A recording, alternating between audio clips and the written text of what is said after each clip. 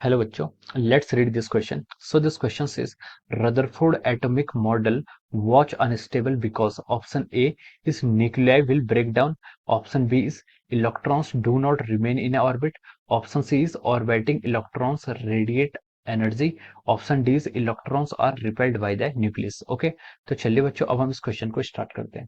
तो देखिए बच्चों, इस क्वेश्चन का की कॉन्सेप्ट आपका लिख सकते हैं। The key concept of this question is, इस क्वेश्चन का की कॉन्सेप्ट आप लिख सकते हैं रदरफोर्ड एटॉमिक मॉडल ही लिख सकते हैं। Okay, the key concept of this question is our Rutherford atomic model. Rutherford atomic model is the key concept of this question. Rutherford atomic model क्या हो जाएगा आपका, यहाँ से की कॉन्सेप्ट हो जाएगा। ओके, तो चलिए अब इस क्वेश्चन को हम स्टार्ट करते हैं। देखिए रदरफोर्ड एटॉमिक मॉडल था क्या। रदरफोर्ड ने, देखिए जब आपका जेजे थॉमसन का इलेक्ट्रिक मॉडल था, जेजे थॉमसन के मॉडल से, जब जेजे थॉमसन का मॉडल क्या था, एटॉमिक स्पेक्ट्रा जब फेल हुआ था, एटॉमिक स्पेक्ट्रा डिफाइन नहीं कर पाया, उसके बाद देखिए आपका रदरफोर्ड ने आपका एटॉमिक मॉडल दिया।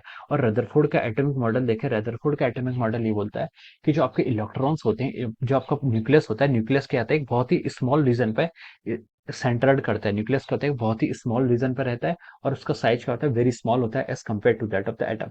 एटम के कंपेयर में जैसे आपका न्यूक्लियस है, न्यूक्लियस आपका बहुत स्मॉल होता है और बाकी आपका एटम्स क्या होता है आपका, देखिए इतना बिगर आपका एटम होता है। Okay, 10 to the power 5 times होता है as compare to the size of the nucleus, atom का साइज। ओके, तो देखिए इस पर क्या होता है आपका, यहाँ पर एटम्स आपका ऐसे रहता है। ओके, न्यूक्लियस आपके इनसाइड होता है और बाकी इलेक्ट्रॉन्स क्या करते हैं, रिवॉल्व करते हैं around the nucleus. So this is the model by the, ये आपका रदरफोर्ड का एटॉमिक मॉडल था। ओके, तो देखिए रदरफोर्ड के एटॉमिक मॉडल में आपकी प्रॉब्लम क्या आई थी। देखिए जो इलेक्ट्रॉन्स होते हैं, इलेक्ट्रॉन्स क्या कर रहे हैं, यहाँ पर सर्कुलर मोशन कर रहे हैं from the Rutherford atomic model.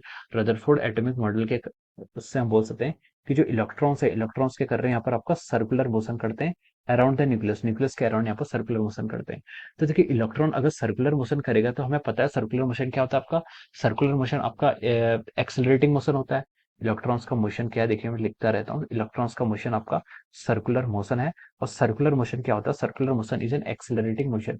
Accelerating motion क्यों है, क्योंकि यहाँ पर आपकी direction of velocity her point पर क्या होती है आपकी, चेंज होती है। तो एक्सेलरेटिंग मोशन है। अब देखिए आपको पता है कि from the classical theory of electromagnetism, classical theory of electromagnetism ये कहती है कि कोई भी चार्ज पार्टिकल अगर एक्सेलरेटिंग है तो इट विल एमिट रेडिएशन। वो क्या करता है आपका, एमिट रेडिएशन क्या करता है, एक्सेलरेट कर, सॉरी एमिट रेडिएशन क्या करता है, एमिट करता है। यानी कि आपका कोई भी एक्सेलरेटिंग चार्ज है, आपका एक्सेलरेटिंग चार्ज ये क्या करता है आपका, एमिट करेगा किसको, रेडिएशन को एमिट करेगा।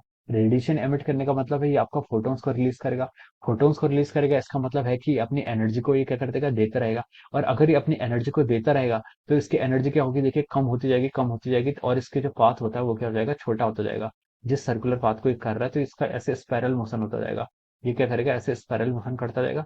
और स्पाइरल मोशन करते करते करते फाइनली जो आपका इलेक्ट्रॉन्स है, ये क्या कर जाएगा आपका, देखिए न्यूक्लियस से क्या कर जाएगा, कोलाइड कर जाएगा। क्या कर जाएगा, न्यूक्लियस से आपका कोलाइड कर जाएगा। ओके, तो ये हम बोल सकते हैं कि इसके पीछे का जो रीजन है, रदरफोर्ड एटॉमिक मॉडल के आपका अनस्टेबल है। क्यों, क्योंकि इलेक्ट्रॉन्स के अपने ऑर्बिट में ही नहीं रहता है, इलेक्ट्रॉन्स अपने ऑर्बिट में नहीं रहता है। ओके, तो देखिए यहाँ पर हम ऑप्शंस की तरफ मूव करते हैं। ऑप्शन में देखिए फर्स्ट ऑप्शन में गिवन है कि न्यूक्लियर विल ब्रेक डाउन, ये ऑप्शन रॉन्ग है, न्यूक्लियर ब्रेकडाउन नहीं होगा। ओके, ऑप्शन बी की तरफ मूव करते हैं। ऑप्शन बी में बोला कि electrons do not remain in orbit, electrons अपने ऑर्बिट में नहीं रहेंगे। ये इसका क्या है, करेक्ट रीजन, इलेक्ट्रॉन्स क्या रहेंगे, अपने ऑर्बिट में नहीं रहेंगे। इस मॉडल को करेक्ट करने के लिए फिर बोर ने मॉडल दिया था। बोर ने आपका क्वांटाइजेशन यूज किया था। बोर ने बोला था कि only those models are possible जहां पर आपका जो एंगुलर मोमेंटम होता है, जिनका एंगुलर मोमेंटम क्या होगा, integral multiple of n h by two pi, यानी कि एच बाई टू पाई का इंटीग्रल मल्टीपल में होता है। तो electron do not remain in orbit, ये आपका ऑप्शन बी क्या हो जाएगा, इसके करस्पॉन्डिंग आपका राइट हो जाएगा। ऑप्शन सी में लिखा है ऑर्बिटिंग इलेक्ट्रॉन रेडिएट एनर्जी, ये ऑप्शन भी आपको, ये मतलब थ्योरी ठीक है, ऑर्बिटिंग इलेक्ट्रॉन रेडिएट एनर्जी को रेडिएट कर रहे हैं, लेकिन but this is not the reason for the instability. Instability का रीजन क्या था, इलेक्ट्रॉन्स आपके क्या कर रहे हैं, रिमेन, इलेक्ट्रॉन क्या करते हैं, अपने ऑर्बिट में नहीं रह पाते। तो इसका लिए आपका सी ऑप्शन भी क्या हो जाएगा, रॉन्ग हो जाएगा।